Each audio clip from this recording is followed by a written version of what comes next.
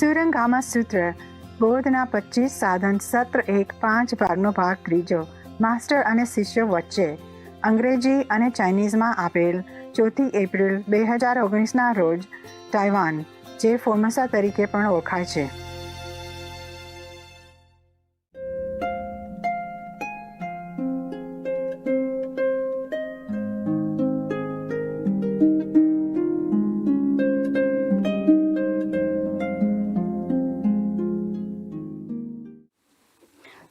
And so these 5 bhikshus and this Upanishad bhikshu also have been certified by the Buddha.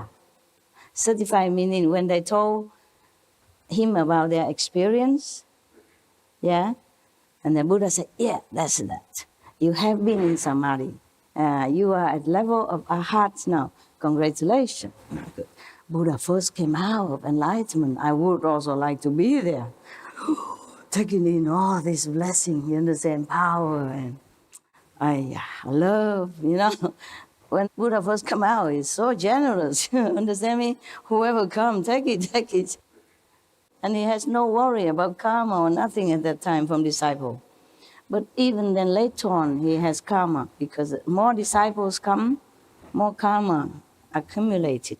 And even the Buddha cannot digest it immediately if it keep repeating and coming and not enough time to erase. Just like if you are very dirty, take a few shower, longer time to clean. If you just sweat a little bit, just a little soap or even no soap, you rinse it out. When it's accumulating, if you've been working all day in the hot sun, in the dirt, in cement, in the rock and all that, then of course you're more dirty. And all day. And not just a few minutes or few 1 hour, 2 hours, different. Same. The Buddha, when he first came out, no problem. By the way, I told you these 5 first bhikshu are very bad. They were taking Buddha's blood before, many former lives. You remember now, okay? So that doesn't mean they are good or angels or anything. It's still bad karma, yeah, and not very good, yeah. But the Buddha took them in, no problem. He didn't feel nothing. And another one, Upanishad came, also no problem. A few more, no problem. But in some time later on, normally Buddha don't mention much about his taking karma or anything, or no, not too much mentioned in the sutra. But one time something leaked out, like because of the disciples' karma, he has no food to eat for 3 months. He has to take horse feeding, horse food. Just one sentence that we can understand now, leaking out some secret, that the Buddha also took the karma from disciples. And mostly also in the Bible, like Jesus, nobody mentioned that. Jesus also don't say take karma or anything. He said, come to me, you heavy laden. I will, uplift you, quicken you, yeah. But then later, in 1 or 2 sentences, they say, because of disciple karma, he has to be crucified. No need to say a lot. Then we know that it's all the time, just one time. If it mentioned one time, that means all the time, often, yeah. So the Buddha, at that time, it just came out, powerful, strong, don't have disciple, just 1 or 2, or even 2 dozen, 200 is a piece of cake for him. Later on, 2,000, 200,000, or maybe more. Then he crumbled, just for a little bit. And because of the disciple that he could not even stay long in the world. He's supposed to stay long, forever. But Ananda didn't answer, didn't beg him to stay, didn't say, oh, please stay. So finally, Buddha has to go. Nobody invited him to stay. Ananda was blurred and blinded by the karma of all people around him.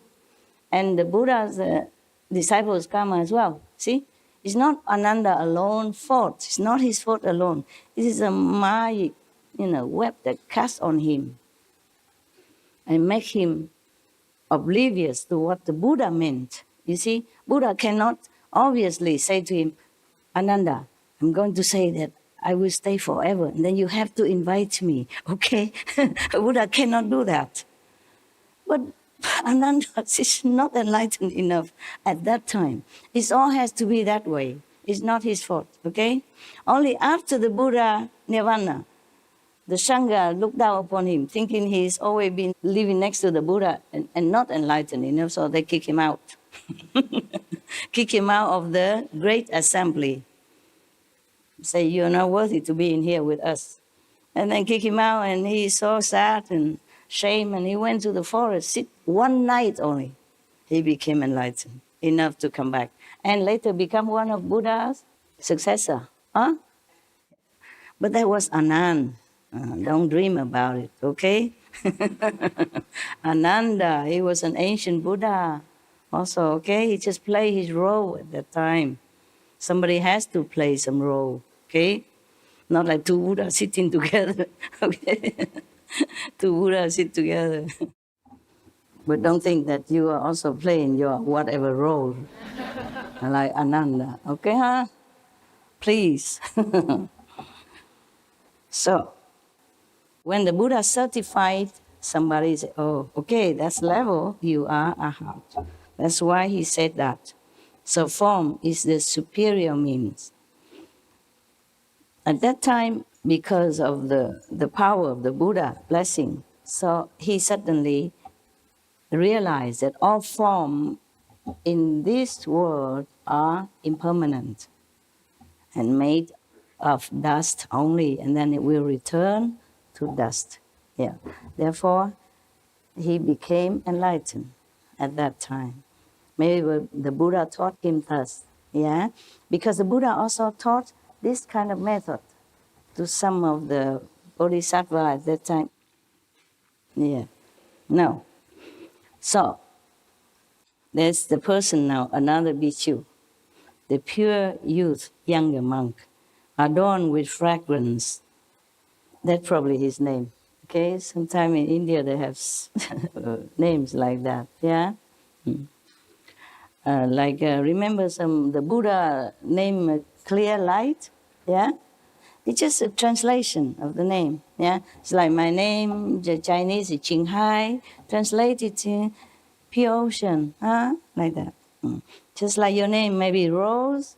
It's a flower. Yeah? Okay, so the pure youth, one of the pure monk, young, adorned with fragrance, his name, arose from his seat, bow at the Buddha's feet.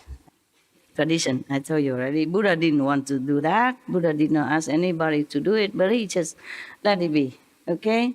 Otherwise, everybody come up and bow and say, no need, no need. And then everybody else come, no need, no need. He would say all day, no need, please don't. Too much trouble. In my time, it's easier because I talk in the microphone and people record it and you already overheard it. Master said, don't bow to her. Don't pay obeisance. Don't prostrate. Nothing like that. Also, I don't need a lot of hurrah, okay? All right, now, I know you love me. That's why you forsake your comfortable home to come here cramping together. And I do know that, huh? All right, you can express yourself sometimes, but not always. Okay, no need. We family, okay? If you see your mother coming from work, you clap. Or if your boss coming to work with you, you clap. Okay. But even then, I record it in recording, and we have SMT, tell people, don't need to bow to me. And still, one time, one of Vietnamese old man, comrade from Vietnam, he want to prostrate to me 3 times. He said because it's a Vietnamese tradition that when you accept by a master that you respect and believe, you must prostrate 3 times. And some also bring some gifts, tradition. But I say, no, nobody prostrate to nobody here. Don't do it. Because if you prostrate to me, I have to prostrate to you, and I'm too old now. My knees doesn't like too much trouble. So I have to tell him many times, and then he stopped. But he did not even feel very, happy about it. For him, it would have been better if he prostrate 3 times. Then his heart would feel more complete. Fulfilled. More fulfilled, yeah, more contented. Yes, I know that, but I cannot let him. He just have to prostrate to the Buddha somewhere else, yeah, and prostrate. Maybe he can do it at home, private, with privacy, in front of the photo. Okay, nobody say anything. Why have to do in front of the assembly? And if I let him, then everybody want to do that. Why him? Why? And then everybody come and prostrate, and then we have no time for anything. Look, if I sit here waiting for all of you, come in front of me, prostrate 3 times. Imagine when it will finish. Yeah? And waiting as well, and dusty, and no time for Surangama Sutra, no time for eating dinner. No breakfast, no cleaning the hall, no meditation, nothing. Just prostrating all day long. In queue. In queue. Understand? Yes, we have respect inside, and it's fine. I know you love me. Somehow you do, yeah? At least most of you. It doesn't matter if you don't love me. I love you. That's 100%. Okay? Just like one man who was very much in love with one girl, but she's not in love with him. The story I told already before, but it's very appropriate here. So the man, he keep following, he keep like chasing her every way and giving her gifts and stuff like that. And the other friend feels sorry for him. Oh, she doesn't like you. Huh? She doesn't love you. She doesn't care about you. Why you waste your time? No. Our love is 100%. What are you talking about? The man said, who 100%? You mean she loved you 50? He said, no, I love her 100%. My love is enough to cover for both. Yeah, what logic. It's so cute. All right, then. So he said to the Buddha, this adorned with fragrant adorned Bhikshu tell Buddha that I heard the thirst come one teach me to contemplate attentively all conditioned appearances. After I heard thus from the Buddha's instruction, I sat in repose in the quiet of a pure dwelling, just like you sit, in your corner at home meditation. I sit in a quiet corner of a pure dwelling. When I saw the bhikshu light sinking incense, the fragrant scent quietly entered my nostrils. I contemplated this fragrance. It did not come from the wood. It did not come from the emptiness. It did not come from the smoke. And it did not come from the fire. There was no place where it came from, and no place it went to. Because of this, my discriminating mind was dispelled, and I attained the absence of outflows. Yeah. The third come one certified me and called me adorned with fragrance, according to his experience. Yeah. Defiling scent suddenly vanished, and wonderful fragrance was both secret and all-pervasive. Again, it was through the adornment of fragrance that I became an arhat. So, the fragrance awakened him. But this is different. It's not like you sit here, I put an incense next to your nose, and you became an arhat. I wish I could. Then I would buy all of the incense in the whole world and put a bunch in front of your nose. Then we are done with, and I don't have to come here. Yeah? And I will go buy incense and put on everybody's nose I can outside in the world. Then we all enlightened. So, is that easy? In this time of Dharma ending age, even, all brainwashed. Okay. That is after he met the Buddha. I mean, one of the first disciples here. Buddha is still strong, yeah, young, full of power, yeah, newly enlightened. Of course, he's newly enlightened, meaning he newly reclaimed his position as a Buddha. Otherwise, he has been Buddha long before we even know what the name of the tree, or even know this word, nothing. Known long before this universe or this earth has been even formed. Eons already. So now, when Buddha talked to him, instructed him to contemplate on the conditioned appearances, just any appearance. You know, the Buddha taught him different methods. At that time, and in any time, I'm telling you, most masters don't teach you immediately the Kuan Yin method. Have to first purify you, like Milarepa. His master make him work and work and work from one house to another, saying there, not good enough, make another one over there. And then over there, no good, no good. Take it, make it over there. You understand what I'm saying? Yeah.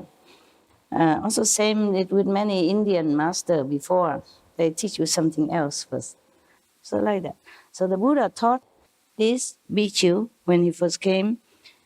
When he first came, he wasn't even monk, yeah? Maybe just the lay people and who want to follow him. Then they became monk later on.